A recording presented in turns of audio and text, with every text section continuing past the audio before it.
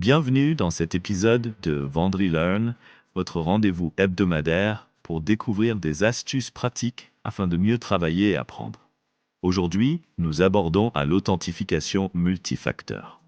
Déjà, c'est quoi l'authentification multifacteur? Nous savons déjà que l'authentification, c'est le fait de confirmer son identité. Par exemple, sur une plateforme, s'authentifier pourrait être le fait de renseigner son adresse email et son mot de passe pour se connecter.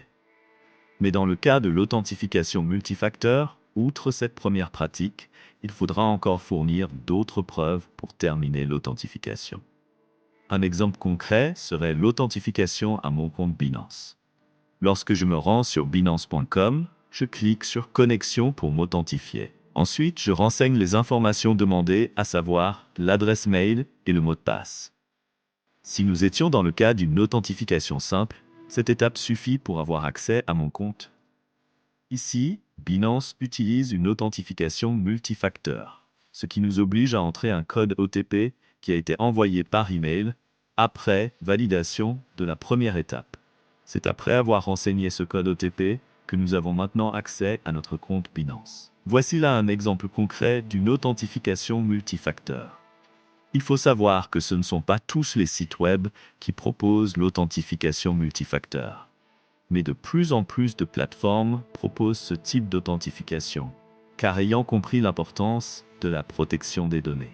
L'authentification multifacteur peut se présenter sous diverses formes, à savoir, avec une application à authentification multifacteur, c'est une application qui vous permet de renseigner la plateforme à laquelle vous rajoutez une couche supplémentaire de protection.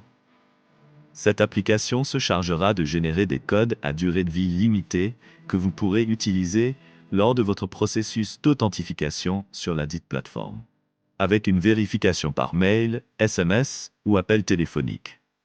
Il s'agit de l'exemple que nous venons de voir avec Binance. Lorsque nous nous connectons, un code OTP nous est envoyé, soit par mail, soit par SMS, soit par appel téléphonique. Une fois que nous avons pris connaissance du code, nous le renseignons pour avoir accès à notre compte.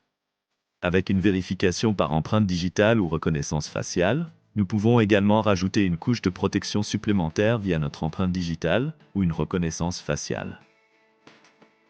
Nous voici au terme de cet épisode. Merci d'avoir suivi cet épisode de Vendry Learn. Protégez vos comptes et à très bientôt pour de nouvelles astuces.